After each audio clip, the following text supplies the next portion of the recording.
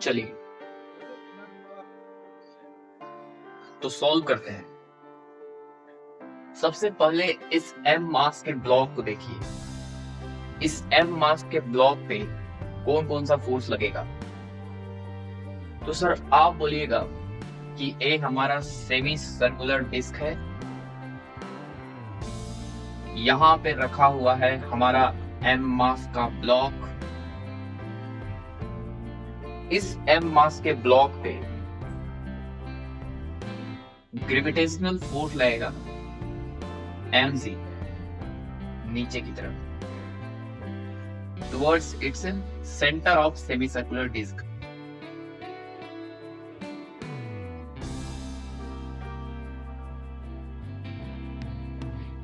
mg लगेगा नीचे की तरफ, ठीक है।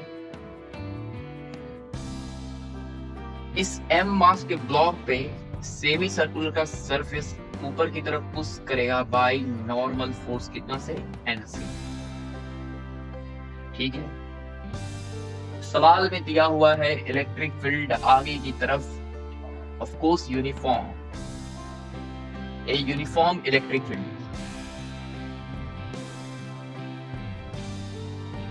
तो इलेक्ट्रिक फील्ड आगे की तरफ है और इस ब्लॉक पे चार्ज दिया हुआ है +Q।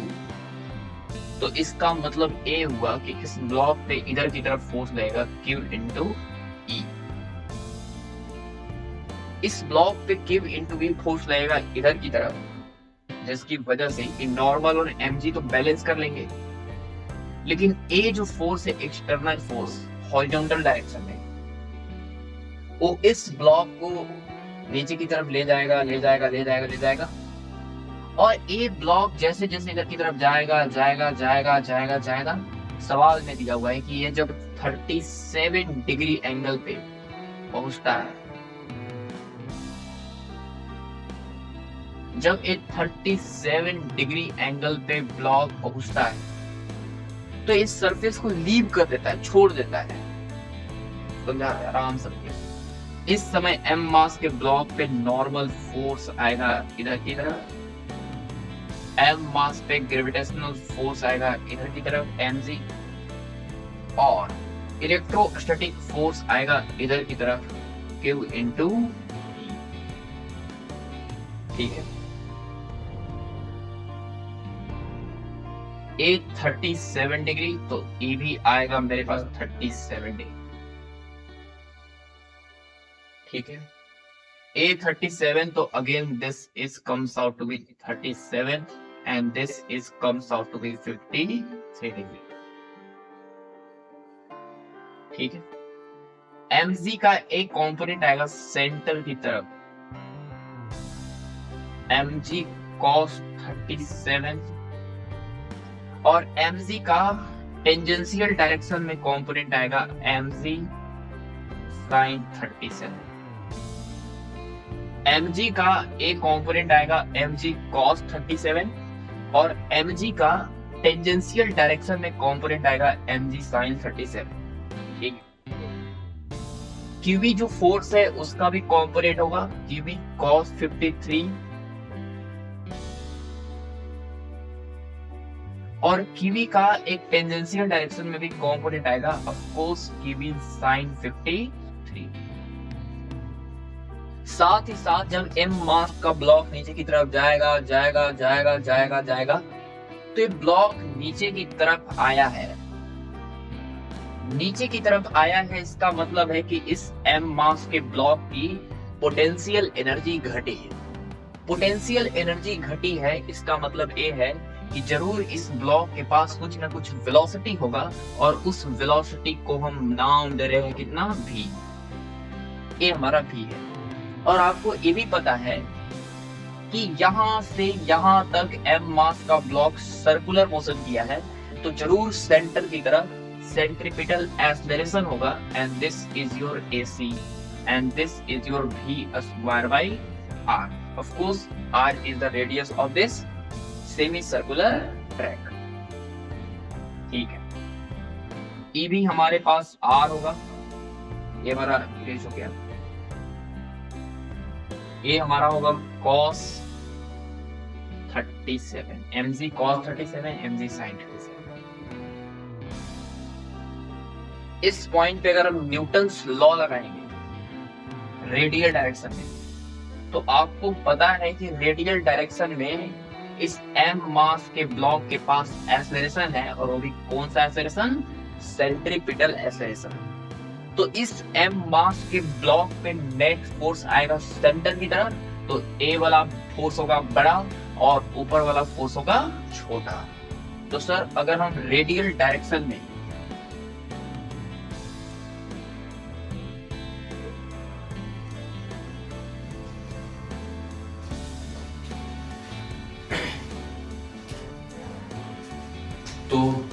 रेडियल डायरेक्शन में न्यूटन्स लॉ लगाएंगे, रेडियल डायरेक्शन, तो लिखेंगे mg cos 37, नेट फोर्स इधर है तो minus n minus kv cos 53,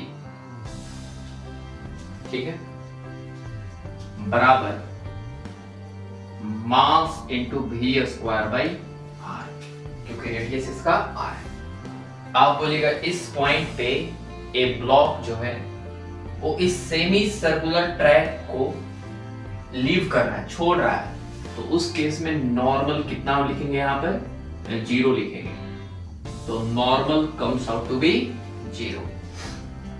normal 0 लिखेंगे तो आएगा mg into cos 37 is 4/5 minus kv into cos 53 is your 3/5 बराबर mb स्क्वायर बाई r, ठीक है, mb square by r।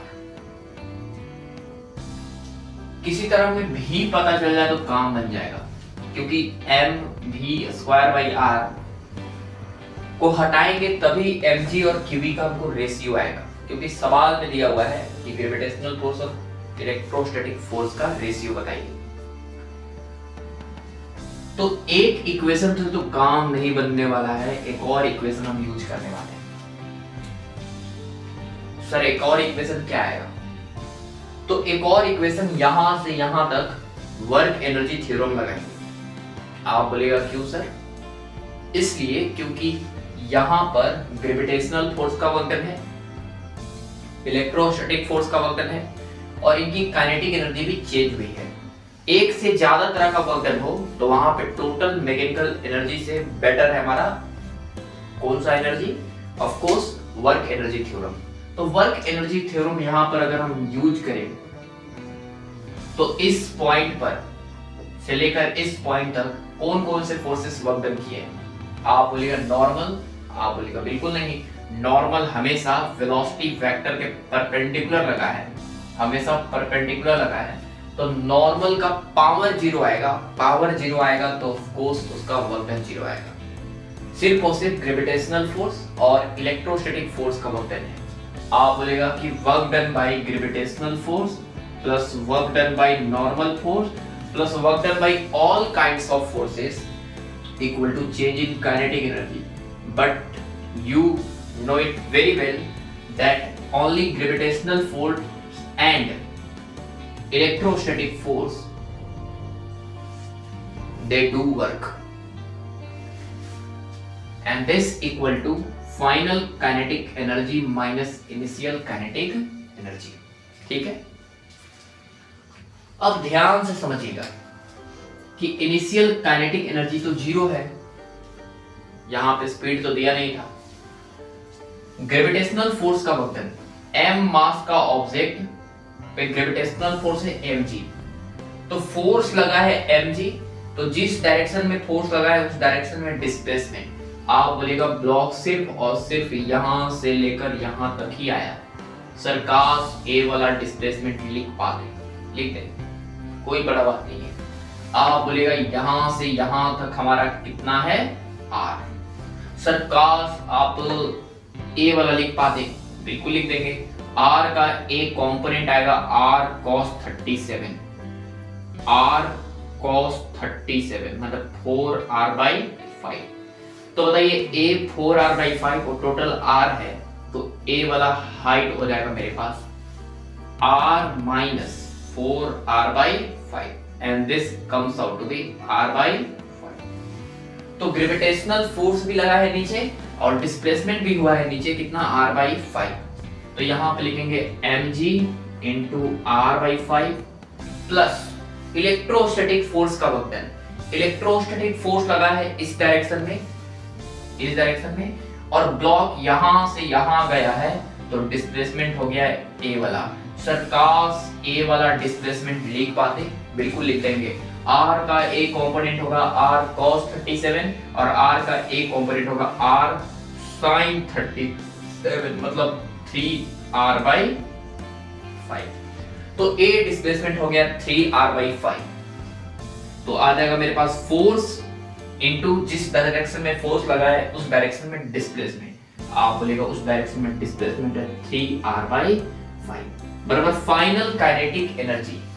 Final kinetic energy comes out to be 1/2 m into v², क्योंकि यहाँ पे velocity है v, स्पीड है v, तो kinetic energy होगा 1/2 mv²। 2 को यहाँ मल्टीप्लाई कीजिए और r को नीचे लाइए, क्योंकि यहाँ पर आ जाएगा डायरेक्टली mv²/r का वैल्यू। तो 2 से मल्टीप्लाई करेंगे तो आएगा 2mg/5 प्लस r से डिवाइड भी कर रहे हैं प्लस 2qe, 2 3 6 qe, 3qe है, 2 से मल्टीप्लाई आएगा तो 6qe/5 बराबर mv²/r, क्योंकि r से डिवाइड कर दिए। यहाँ पे mv²/r और यहाँ पर भी mv²/r दोनों इक्वल है, तो a वाला टर्म भी हमारा इक्वल होगा। तो यहाँ से हो जाएगा 4mg/5 माइनस 3qe/5 बराबर 2mg/5 प्लस 6qe/5। 2mg/5 को इधर लाएंगे तो हो जाएगा 4mg/5 माइनस 2mg/5 बराबर 3qe/5 को इधर ले जाएंगे तो हो जाएगा 3qe/5 plus 6qe/5 and comes out to be 9qe/5।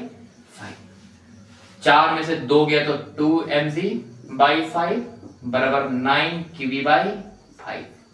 हमको सवाल में पूछा है कि gravitational force and electrostatic force का रेशियो बताइए। Gravitational force is your mg and electrostatic force is your qv। तो हमको mg/qv बताइए। तो mg/qv बताइए, तो mg को यहां पर लाइए, 5 से 5 कट जाएगा mg, और qv को नीचे लाएंगे mg का, तो आ जाएगा मेरे पास 9/2। तो इसका मतलब ये है कि यहां पर ग्रेविटेशनल फोर्स और इलेक्ट्रोस्टैटिक फोर्स का रेशियो 9/2 होगा जब ए ब्लॉक को लिव करने वाला होगा। ठीक है, चलिए ऑल द बेस्ट।